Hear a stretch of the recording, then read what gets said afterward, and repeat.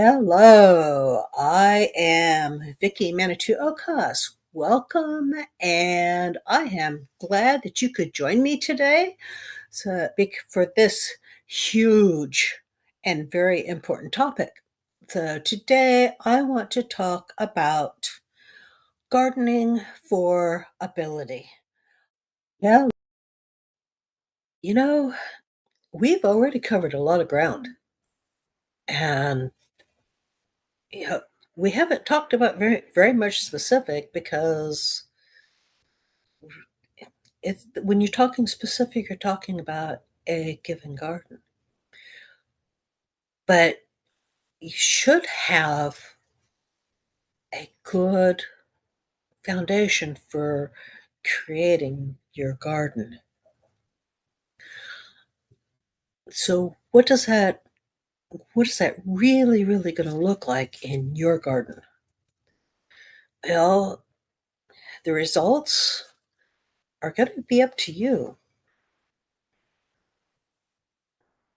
The purpose of gardening for ability is to create a system of synergy where the environment, the plants, the resources, and your body all come together to inform the design and the evolution of your garden. So, what we're looking at is creating long term solutions that are or moving towards perennial plantings that work naturally in your ecosystem that are resilient and sustainable. Um, in a natural ecosystem,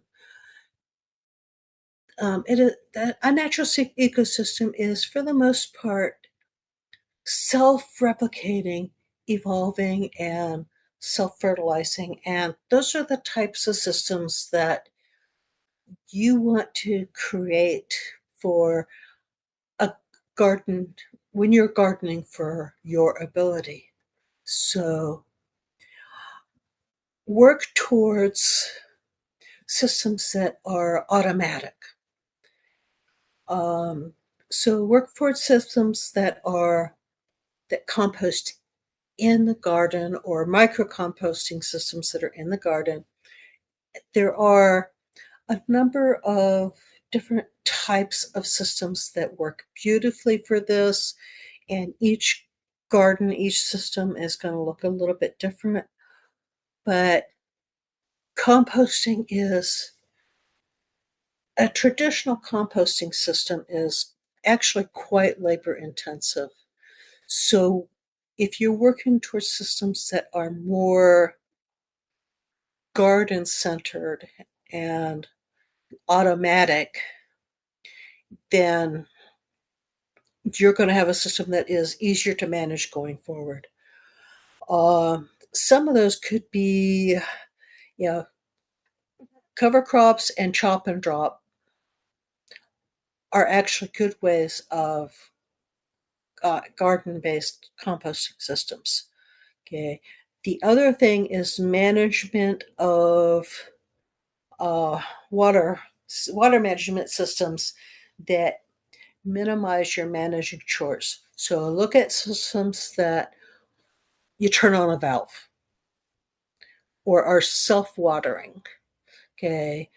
Uh, that you're not hauling water to your garden, or plantings that work in a more synergetic way with your climate that don't need that watering. Okay. Always start your plan with your paths, your access.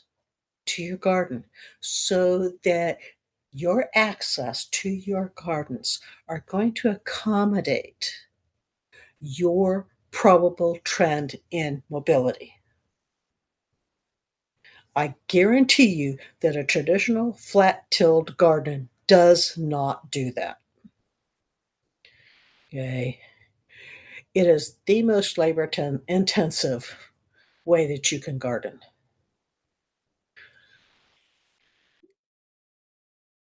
Build your paths and accessibility to your garden around your trend in mobility. The type of surface, the maintenance requirements, and the width. For me, that means paved paths or gravel paths. Okay. I love pavers. Okay. Or concrete pavers or creating my own paths. Right. For me, that means creeping thyme or a ground cover that I don't have to mow. Okay. It looks different for you.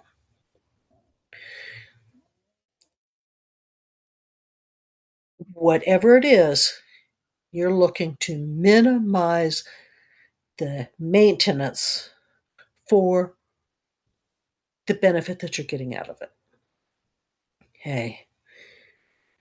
Develop your structures around the idea of minimizing and eliminating what drains you.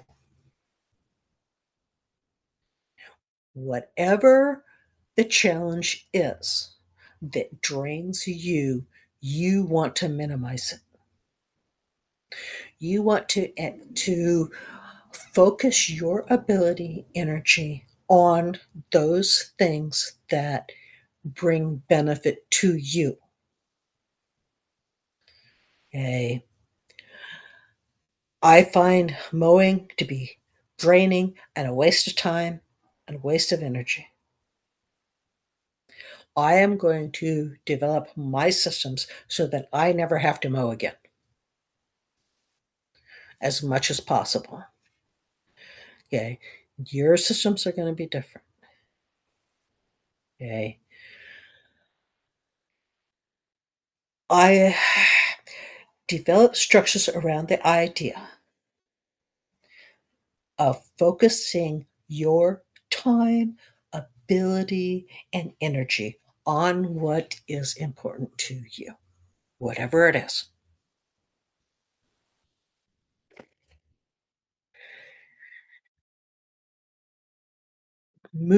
I would advise moving towards tiny gardens. Gardening for ability is almost always looks like tiny gardens. Sometimes they're most of the time they're in containers and raised beds. Sometimes they're bench planters. It might be indoors, it might be outdoors.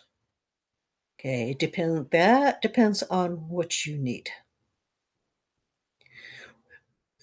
Whatever tiny garden fits your purpose, space, and ability and temperament is the direction you go with your tiny garden. So,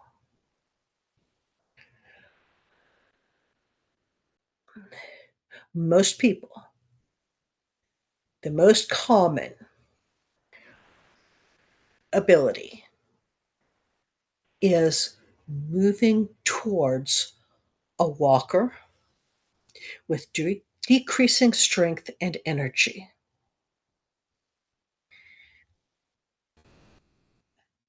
A lot of times, gardening for ability is going to look like going towards 3-foot wide paths with a firm surface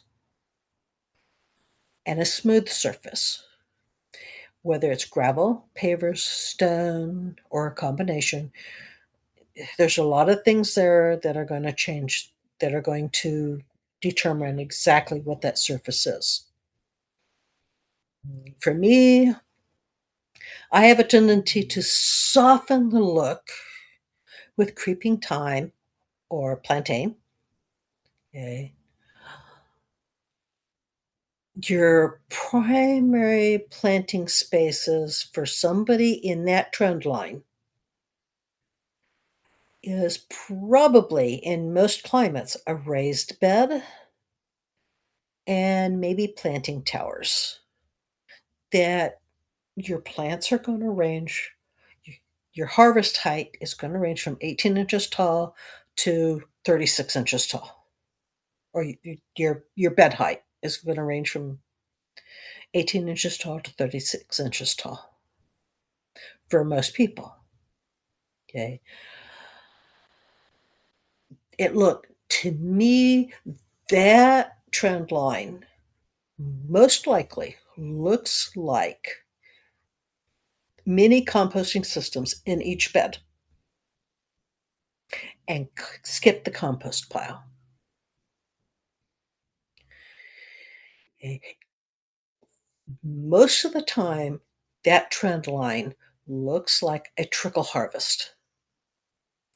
So you're harvesting what you need as you need it with a little bit of root cellar storage or cool storage. It would not look like canning. It would not look like cooking for preservation. Okay. It might look like hanging a few herbs up to dry. Okay. It might look like harvesting some fruits, throwing a little bit of sugar in it, and sticking it in the freezer. Okay. It looks like mostly using it right now.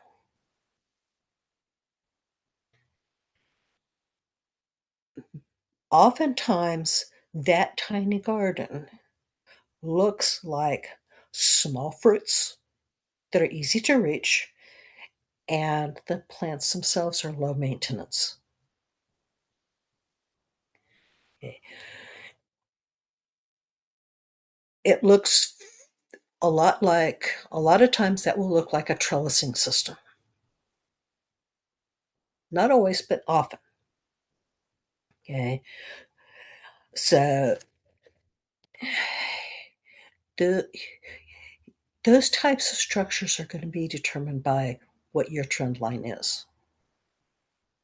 Okay. I'm sitting here looking at it would be fun to build a trellis that moves to me. How can I build a trellis that will hold my plants and yet I can lower that so that I can harvest from it? That's a design issue. Interesting. Okay. Or if I'm going to build a trellis over a path, that trellis is going to be where I can easily reach whatever I'm harvesting off of that trellis instead of climbing up on a ladder to harvest it. Okay. So, yeah. I don't like ladders because my knees hurt, but everybody else different. Okay. Yeah. One of the things that you do need to consider when you're gardening for ability is the types of tools that you use. This is not one of the things that I think of a lot, but the tools do make a difference to your ability to garden going forward. Okay. One of the things I like about tiny gardens is that it takes almost no tools. Okay, so you're not using heavy equipment, you're not using heavy tools, you're not using tools that take a lot of muscle. For the most part, they're easy on the body, but you still have to choose them wisely. Okay. So buy the best. It is better to buy one tool that is the best tool that you can buy than to have a bunch of tools in your shed that are poorly designed.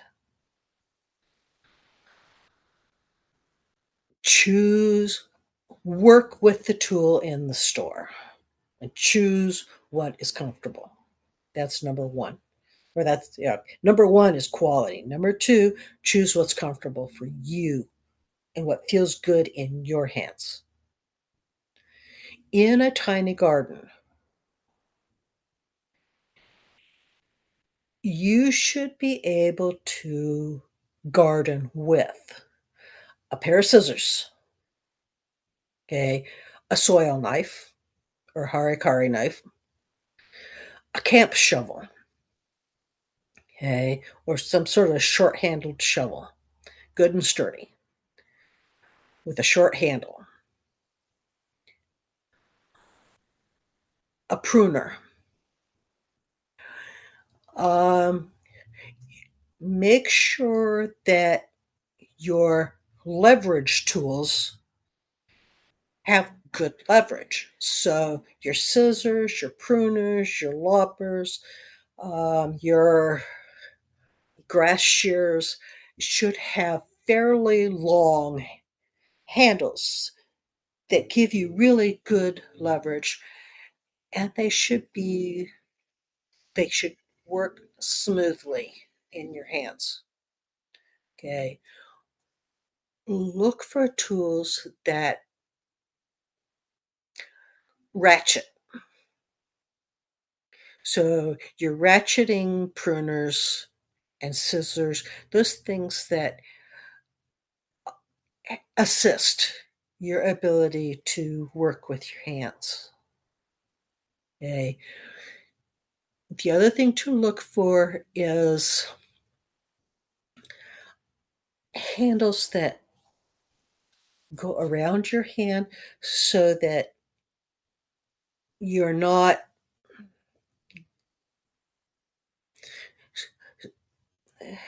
or around, or straps around a wrist so that if it slips, it doesn't disappear. Okay. Uh, Good padding and hand guards are critical.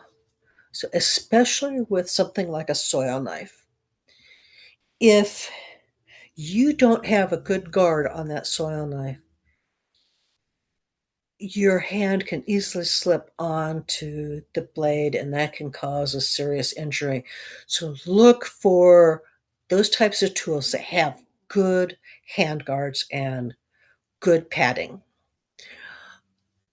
Occasionally, I've had tools that did not have good enough padding